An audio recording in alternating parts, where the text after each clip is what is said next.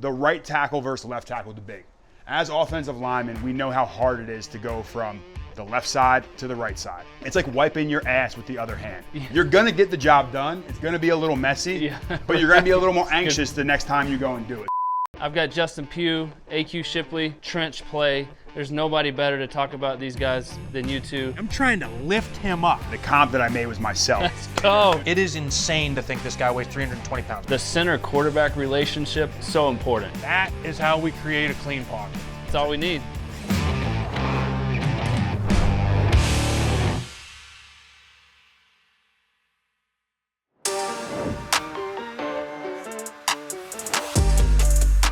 As we start talking about these O-line prospects, right? These tackles, a couple guards, some centers. Like, when you turn on the tape of these guys, like, talk about the process of evaluating them. You guys have played down in the dirt, in the trenches for so long. Like, you know good players when you see them. Like, talk about your process of coming to the point of, oh, this guy's a first-round pick, or this guy, you know, he has some great qualities, but, you know, he may be in the first, second-round guy. Like, what's your process? The first thing I look at is watching a full game. Getting a full game from start to finish to see how a guy comes out in the first quarter to how he improves or struggles going into the game. And I think that's something, hey, is he gonna fix a certain technique area that got him beat once? Or is he gonna let that keep happening to him over and over again? Is he gonna gas out? How's his technique gonna change throughout the game? So that's the one thing that I love to do to start is let me get a full game under my belt of this guy, and then we can go into the key plays. Because if you just throw up highlights of a player, I can make anyone look like the best tackle or best guard on planet Earth. So I think really getting that first full game is the first step that I take. Yeah, so for me, I got a different perspective a little bit, but I mean, I have a unique perspective because I played 12 years and then went right into coaching. So when I first went into coaching, I got a feel just picking people's brains on like, hey, listen, like, how are you watching this? Because every time you turn on a college film, it doesn't look like Trent Williams. It doesn't look right. So when you look at that, you have to look for certain traits. So I look first, like how they're moving, how are they bending, what's their technique like. Again, you can always fix technique because that's where coaching comes into play, especially at the highest level when you don't have to worry about classes and do all that stuff, and you can just practice for 7 hours a day for days on days on days, right? But you just look for traits, and then same thing, right? When you're watching the film and I like to watch against good teams and good players. I want to see good on good.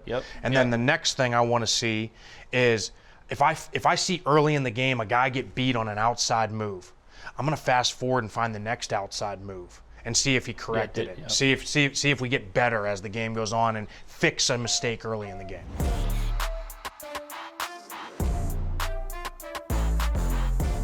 You guys, as we started looking at these alignment, feel like Joe Alt from Notre Dame is going to be the first guy off the board. We pulled some clips. Let's break him down a little bit.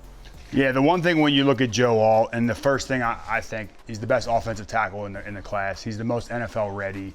He's 6'9", 321 pounds. He's played in 33 games. He's only 21 years old. To be that massive, and you see his picture, he's got the baby face. We look a little bit older, and we got a couple more grays from the stretch going in. Yeah, you have the Joe Alt going on right now.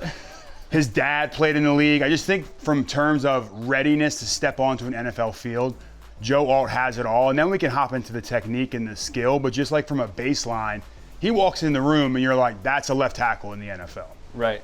Yeah, for me, like when you turn on the film, right? He's almost 6'9", Colt. So when you look at it, you're like, man, is this guy gonna be able to bend? And the first thing you look at, I mean, this clip right here, right? First of all, he's got a great three-point stance. He gets out of it. He's gonna be in a three-point stance more in one game in college than he ever will be in the NFL. That's right. And all over this tape, he's in a three-point stance. But boom, he's kicking out to 44. He drops immediately, bends, gets back inside. He floats and settles, lets the guy get to his outside, stays inside out for his quarterback, does a great job just realizing the game and being able to settle on this defensive tackle looping to him. So he's setting out for the rusher. That's correct. And as soon as the rusher bails, he resets to block the three technique. Yep, we're taught as offensive linemen, the minute you have a dropper to your set and get your eyes back inside because a fire zone's coming the other way. Yep. Exactly. And he does a great job reading and recognizing this. This is a big thing.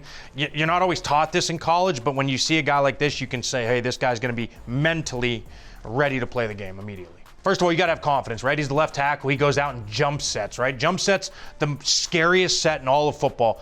Justin was actually phenomenal at it and would do it over and over again against an Aaron Donald type, which people would argue you're kind of crazy to do that, but you did it over and over again. It was incredible. But this is when you see a left tackle go and do this, he's got confidence, because if you jump set and you overset or you underset and you miss, they call that an ole. It's watch out. Hey, Colt, get rid of the ball, right? Because they're around the corner. And this kid's a good player for Ohio State. This is a guy that's an All-American, and he goes out and gets him, puts his hands on him. And the big thing you see is his length, right? He plays with length, and you don't see that a lot of times in college. If I could go back to my college tape, I never punched. I didn't learn how to punch till I got to the NFL. Yeah. And so when you see a guy doing that at the college level, you know he's going to transition well. It's the footwork, too, in there. He's not crossing over with that inside step. So a lot of things when it comes to jump setting, and a reason why I like to do it, you're taking the air out of the play. Defensive linemen are always off timing. It's 1-2 chop, 1-2 bull rush. When you jump set, you throw the defensive lineman's timing off. That's the one thing that Joe Alt does a great job of. His feet are never crossing over. He always has good balance. It's like he played basketball. I looked it up. He did play basketball all growing up. Right. So he goes out there and plays left tackle like he's a power forward. And in-your-face, aggressive style is great for the NFL. The way these defensive ends are taught, it's throwing a curveball to them when you're typically got to throw a fastball. Yeah. Who would you say that he reminds you of? Like, I know he's tall. I know he's long. Like, some version of a comparison. Yeah, so for me, when I look at Joe Alt, you look at the pedigree, and obviously there's some factors that play in. His dad played for 14 years. He was a first-round pick for the Kansas City Chiefs. You look at another NFL royalty family, the Matthews family. You look at Jake Matthews in Atlanta. He's been there forever. He's great in pass protection, has great skill out of Texas A&M. He's a guy that really reminds me of it. And just the way they go out there and they play. I mean, we can get more into the run blocking and the physicality, but he's definitely a guy I think he models his game after. I think that's a great comparison. A guy, for me, a guy that you played with, Joe Thomas, right? Yeah, like this was a guy that wasn't a mauler. Joe was never a mauler in the run game, but he was technically sound. He had great pass sets. Every snap looked the same. They all looked the same. His pass that he got to a point, he settled, and he threw his hands, and he caught, and he anchored, and it was over, right? Yeah. And so that's where this guy kind of reminds me of. Like, when I turn this on, like, I don't see a Trent Williams or a Christian Darrisaw who's trying to bury somebody on every play, but I didn't see that from Joe Thomas. I just saw consistency over and over again. That's kind of what I see with him. Good, tall guy. Joe was tall, bends well. Just big comparison with Joe Thomas. Joe's a good basketball player too. But here's a clip of him in the run game right here. Shows his physicality. Yeah, I think at any point in time when you throw in a first-round pick NFL lineman, you better be able to run the ball. You better be able to displace someone from the gap that they're supposed to play. So if you look at this clip, you have a down block here by Joe Alt. He takes the D tackle to the backside C gap, completely deletes him from the screen, and the play's going the other way. And now all of a sudden there's a gap that's being displaced. It's not a home run play, but it just shows you the capability that he's going to have at the next level. Colt, if you can run that back to the beginning and pause it as he makes impact on the defensive tackle, look how flat his back is. I mean, that defensive tackle's probably 6'2", 6'3", maybe. Yeah. This is a 6'9" guy. He's underneath, playing with leverage, bending at the waist, bending at the knees, and then the legs come in and he drives them to the other B gap, like Justin said. Big Ten offensive lineman, Olumuyiwa Fashanu, Penn State, left tackle. Seems like a super consistent player. Fill me in on who this guy is. Yeah, so I got a little story, right? So last year, he was probably a projected top 10 pick and decided to come back to school. Okay. And when I saw that, like I felt it was my obligation as a former Penn State Nittany Lion. I had to reach out to him, right? I was like, Are you sure, bud? You get this opportunity. We got to go, right? And right. he was like, listen, I just feel like I'm still a little raw. I want to get my degree. I promised my parents that, and I want to go back to school and just improve. And I was like, more power to you. Yeah. But I just, I didn't know where this was going to go. He came back and only improved upon that, right? Now he's basically solidified himself as a guaranteed top 10 pick. He's got everything. He's got, and he is still raw. There's still some things that's the reason why we chose Alt versus him, right? Alt is a little more polished with technique, but when you look at him, he's more powerful. He's the Trent Williams type. He's the road grader in the run game, right? Yep. Still needs a little polish in the pass game, which I think he'll get, like when you look at coaching, but this kid has everything to be the makings of a superstar. Love it. Here's the first clip. We pulled some against Michigan. Right here he is at left tackle. So this play that we pulled up here is just really showing what he can do in the run game. Obviously coming off the ball, hitting a defensive tackle. A lot of times left tackles aren't the most aggressive, and in great comparison with Trent Williams. He's coming off the ball, he's a road grader, he's got a great base, and then what you like to see on film is the finish. It's the asshole in a player. Can this guy be a gnat? Because offensive linemen are getting hit. The defensive line, to replicate the offensive line, puts trash cans out when they walk through in practice to show what we are. So for us to be a trash can and come back out and get after the defensive lineman, this is what you like to see. So when you see this sprinkled throughout the film, it's a great indication that this guy is going to go out there on Sunday and take that nastiness. And it's one of the reasons why I love him. I think as he progressed through the season, when I first turned on the film, I thought Alt was leap years ahead. Hey, let's get this guy. He's clear-cut number one. As the season progressed, Olu's film started to get better and better. His confidence started to improve. I think he utilizes the jump set better than any of the tackles in this class. This is a great clip of him right here. The reason I love this is watch him bend on impact. Ooh, and then boom, he just shuts it down. Watch his feet just anchor in the ground right there, shut it down, keep the feet moving, stay locked, and finish. How awesome is that? And one of the things you got to love, too, is he's going against a guy from Michigan, McGregor. They just played for the national championship. He was making plays all over the field. So, you're seeing good on good, which AQ mentioned earlier. You're seeing a guy that's also going to play on Sundays. And at the end here, it's a little subtle thing. You watch him get up, and he chirps him a little bit. And one of the things that I don't do as an offensive lineman was never poke the bear. But when you have a skill set like Olu, you can just go throw a little something in his ear on the way out. I see it. I would always tell, because DJ Humphrey was another guy. He would always be chirping. I'd be like, DJ, don't get Aaron Donald going. Let's keep him subtle. But when you have a skill set like Olu does, you can do things like that. Don't poke the bear, right? In fact, I was always going the other way. Grady Jarrett, you're the best defensive lineman I've ever seen in the last 15 years. D-linemen, I don't want to see any extra stuff. D-linemen love themselves so much. No if doubt. you love them up a little Pump bit, them like, up. I can't believe you didn't make the Pro Bowl. Yeah. Right. Oh, I know, man. You start talking about it, all of a sudden the next play, they go a little less hard. And that's something that I think Larry Fitzgerald was the one that did it better than anybody. He was going to Cam Chancellor, so we didn't take him out going across the middle. Oh, yeah. We both probably learned that from Larry. Oh, Yeah, I played with Joe Thomas early in my career, and we played Suggs in the division. We played James Harrison, all the big, long pass rushers from Cincinnati for a couple years there early in my career. And after every play, he'd be helping them up. Hey, man, great rush. Yeah. Man, you're a hell of a player, Oh, right? yeah. Like So much over respect. and over and over. There's a lot of respect that, and everybody has a little different, flavor to it.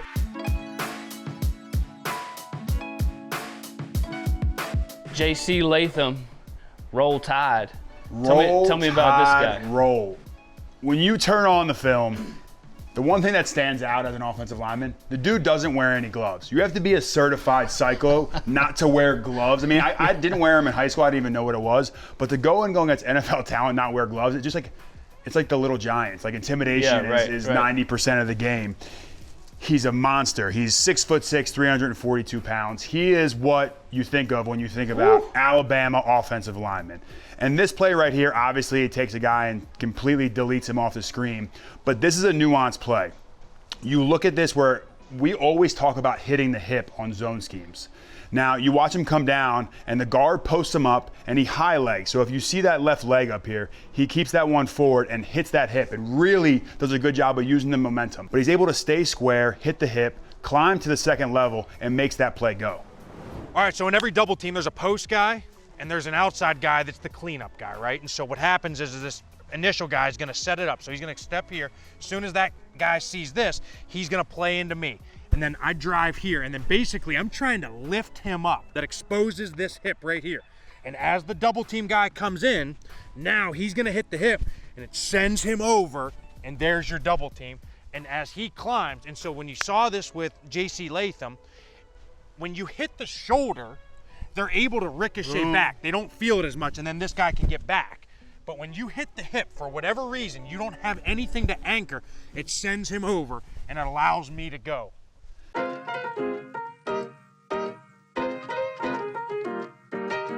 Another right tackle in this draft, Fuaga, Oregon State.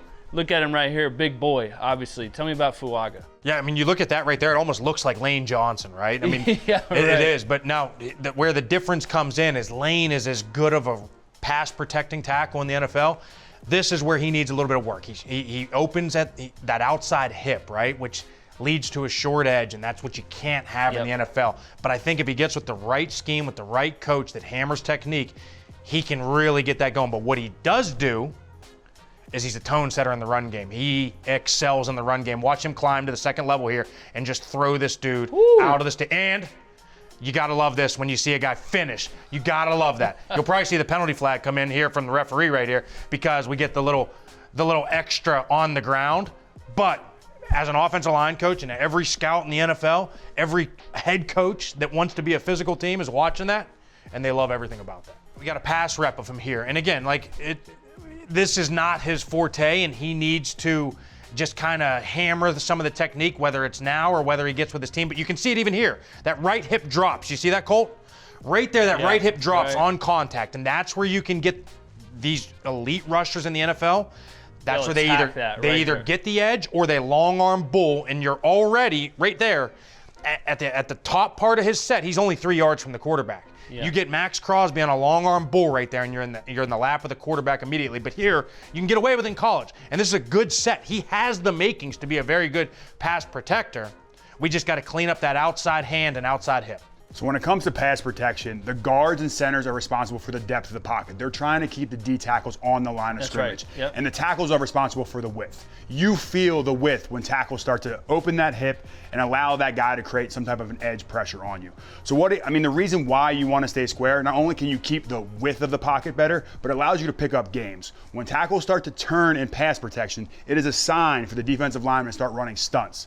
So people are going to watch his film, see that he opens up, and they're going to start stunting those guys a lot more. The one thing that I want to say, stay square every time, especially on third down. If you can pick up games in third down in the NFL and convert, staying on the field, that is what makes great offenses. Yeah.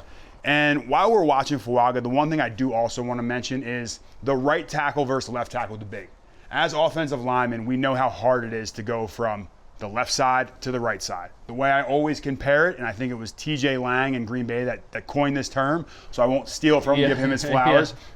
It's like wiping your ass with the other hand. You're going to get the job done. It's going to be a little messy, but you're going to be a little more anxious the next time you go and do it. So anytime a team or a GM or a fan base, just take Joe Alt and slide him over to right tackle. It's easy. Yeah, right. Go that night, wipe with the other hand, report back to us, and tell us if you're real excited about doing it again the next time. So when you look at a guy like Fuaga or JC Latham, I like leaving these guys on the right side, letting them stay in their natural position. If they've done it in the past and they've moved, great, but I want to kind of get away from this narrative that it's easy just to change sides back and forth. I did it in my career, and it definitely set me back. Hey, I'm going to see y'all in Houston, man.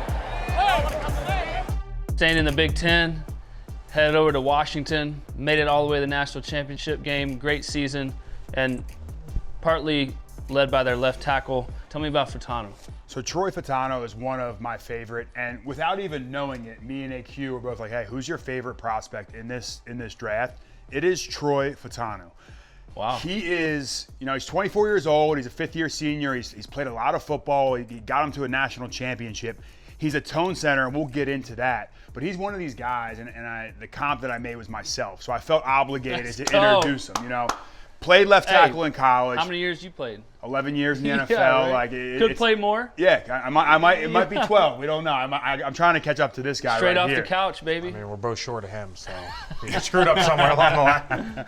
So with Troy, obviously we'll hop into the film. But what I love and I want to talk about more is they want him to move from tackle to guard. Oh. And when I see that conversation happen, I don't hate it as much as I once did, because right tackles are getting paid, left guards are getting $20+ million, but this guy has everything you need to play left tackle in the NFL. Yeah. I don't think we should start getting in this guy's head of, you're only a guard, you could only do that. Is he a bit undersized? Yes. But does he battle every single guy he goes against?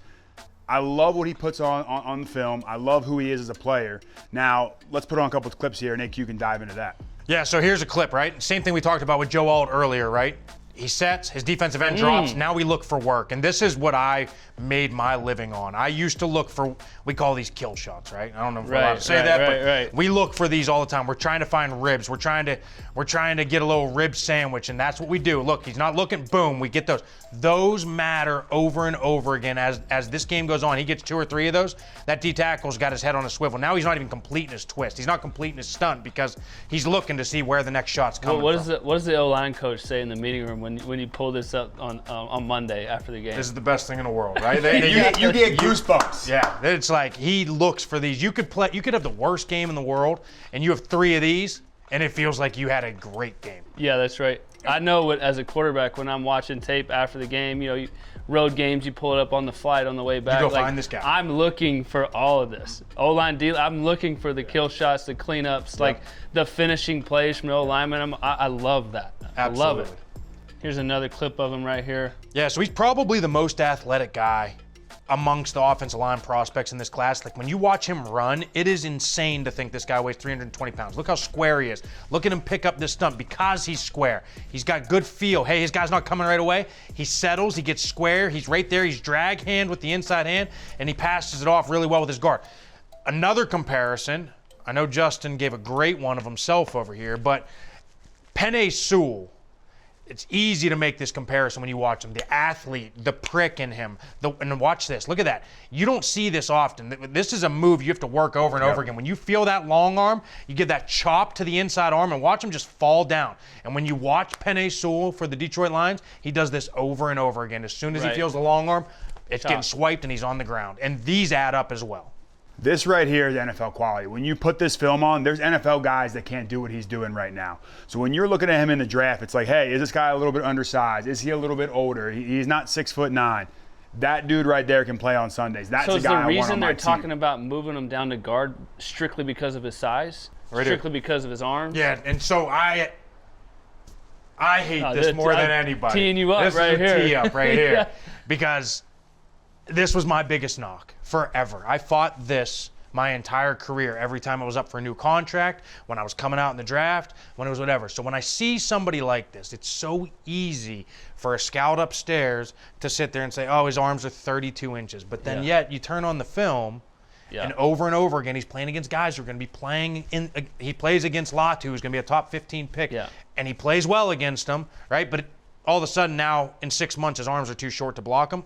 Doesn't make sense to me, and it never has. I mean, more than anything I've seen so far, passing this off is the name of the game in the NFL. That's right. Setting vertical, TEs, like being able to pass that off and block somebody and put them on the ground, that doesn't happen consistently, even in the NFL. Like, I mean, I can look over at you guys in the individual period, just constantly setting vertical, passing off the stunts, right? That's right. I mean, and to see it done against Oregon, good football team, like, that's perfection. Passing it off to then the trap, like, not many people have double moves as an offensive lineman. To be able to pass off a stunt, stay square, then to the trap is just the highest level of quality. And when you're in the NFL, I don't need the guy that one day is up here and the next day is down here. I want the guy that's level. If you draft Troy Fautanu, you know what you're getting. You're getting a dog that can do all the things the right way. He's a guy I want in my locker room. If I'm a GM, I'm moving up to take a guy like that.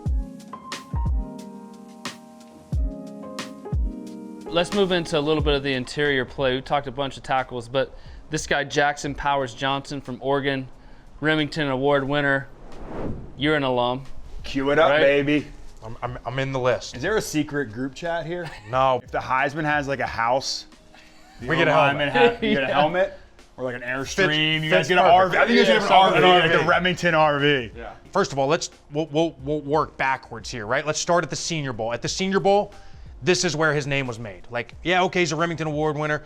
And going into the Senior Bowl, maybe not considered a first-round pick. He goes to the Senior Bowl and maybe didn't lose a one-on-one rep all week. Wow. So this is a 330-pound center. So easy for me. You don't see those very often anymore. So when I saw this kid play, my initial comparison was Travis Frederick. Stud. Dallas Cowboys for plenty of years, former Wisconsin center. That's who this guy reminds me of. And the thing that I want to see in a center is exactly kind of the way I tried to play, the way that a lot of centers try and play, and that is finish through the whistle, right? It's not to the whistle, it's through the whistle. And this has some writings of Ryan Jensen, former teammate of mine, former very good football player, just retired for the Tampa Bay Bucks. Now watch him finish downfield and just notice at the very end, it doesn't look like much, but watch that right there at the end, right? End of the whistle, that little face wash, we call it, right? Let them know, hey, we're gonna get a hand in your face and we're gonna be that little nasty gnat at the end of every play, and you're gonna have to know you're dealing with me for the next 60 minutes, right? I think this was maybe the third play of the game. I mean, he pushes him how far down the field? 10, 12 yards? 10, 12 yards, opened the hole, the run goes right off his ass, and finishes 10 yards downfield. And, oh, by the way, as this defensive lineman wants to go back to the huddle, you're going to get a little jab to the chin. And the one thing we got to recognize with centers, and you guys probably can allude to it more, so I'll let you guys talk about it, but the relationship between the center and the offensive line and the center and the quarterback is second to none. A lot of times the center is the second set of eyes, the second set of ears out there making a lot of the calls depending on what offense he's in. He's a guy where you see him up there communicating with his teammates, making sure everyone's on the same page. So when you put those two things together, it creates a recipe for success. Right. And the other thing that I look at, he looks like a center. And no offense, he's built like a kegerator. This guy looks like you can't move him. Yeah. How many centers in the league right now play around 330? Very few and far between. Right. Very few. It is gone. And listen, it's a cyclical league, right? And so when I say that, when I first came into the league, even before you, right? Like, you remember it was the Vince Wilforks, the Casey Hamptons, the Jamal Williams, right? And then there was a guy by the name of J.J. Watt that kind of changed that trend, right? So he's the first guy where it's like, hey, there's a 300-pound or 290-pound guy you can put inside on third downs, and he can get you 10 or 12 sacks. That's right. Rushing over a 3 technique. And then another guy came, Aaron Donald, right? And so then what's going to happen now is you're going to start to see teams start hammering the run game a little bit more, which you're starting to see, right? The yards per average is starting to climb a little bit. Now they're at 4.5. Now they're at 5. You're getting all these nickel linebackers to deal with all the speed on the edges. You're getting the smaller D tackles to rush the quarterbacks, right? And so when you start to see that, now Jim Harbaugh comes back in. We're going to keep hammering a run game, right? And now it's starting to go, okay, now we start to get the bigger centers. We start to get the more Vita Veas. Now they start to become more of a problem, right? And so that's the way this works. Love it. Here's another clip of him. And this is one of the things you can't teach, you can't coach, you either have it or you don't. I think Quentin Nelson is one of the guys that was made famous for plays like this.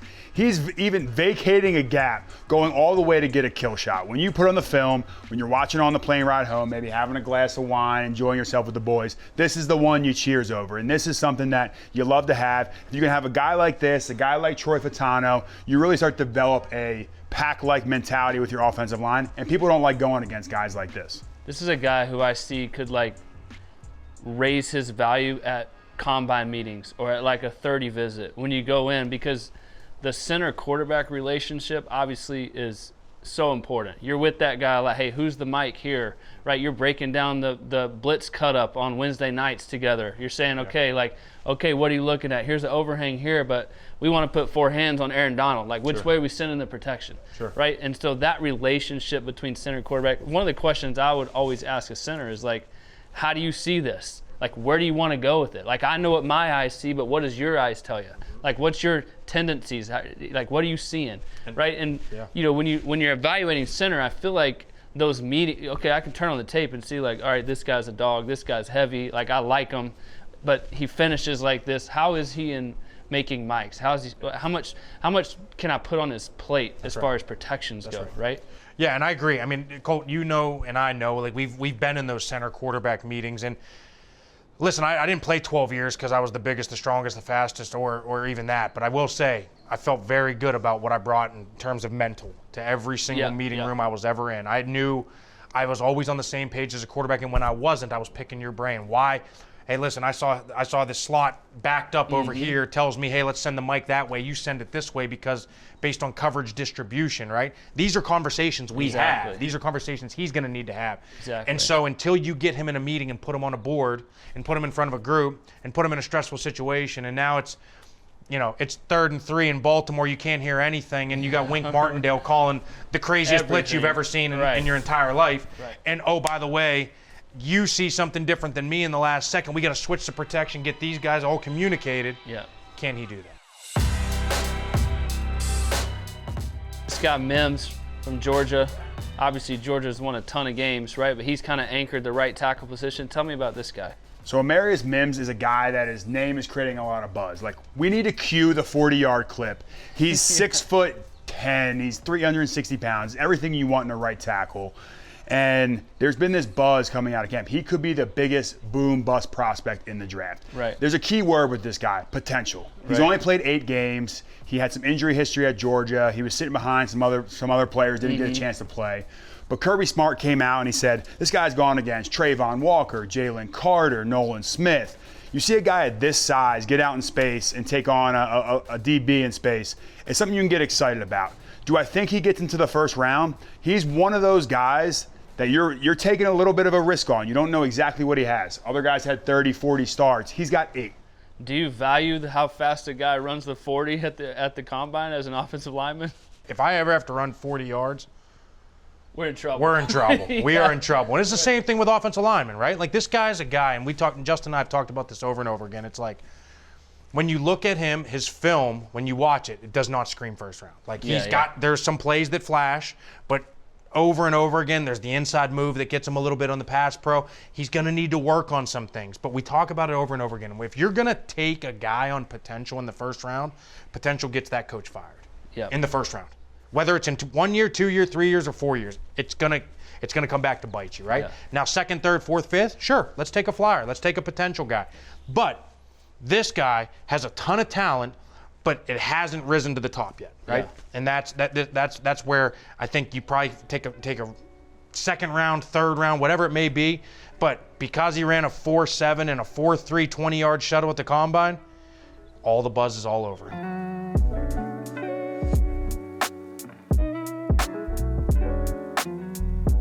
Let's talk about Graham Barton. Played at Duke, left tackle. A lot of these people, scouts, coaches, maybe talking about transitioning to like interior center play, something like that. What do you think about this guy?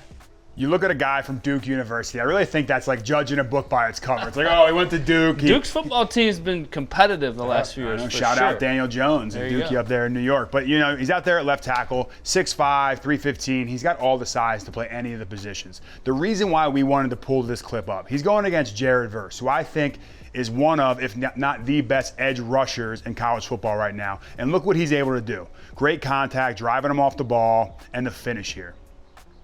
And this is a guy that is going to be a top 15 pick, and Graham Barton's just getting after him. Now, people are going to, is everything perfect right now? No. This guy is a fighter, and he's going to go out there and give you everything he's got. What do you think about him transitioning to center? Yeah, so I think part of the reason is his frame, right? He's not your typical 6'6", 330. He's probably more like a 6'5", 305, right? So when you look at that, there's plenty of centers that are playing in that type of realm, and you can also move him into guard. So I think the position flexibility for him is huge, but you gotta love what you see on film. He's always finishing, and I think that speaks more to a lot of the interior guys, right? When you look at a lot of tackles, they're out on the edge blocking the pass rushers. They don't get the opportunity to get down and dirty on the inside and bury people, right? Yep. So when you see him doing that, it's like, oh, this could be a good guard. This could be a guy that you could really transition into center. Now, it's not always the easiest thing. I know most scouts and coaches think it's real easy to put a ball between your legs. I've heard it over and over again. It's a pretty unique skill set, but if you get him with the right guy and he's got the right mental capacity to be able to handle it, this is a guy you could see playing center or guard at the next level. Dookie, baby.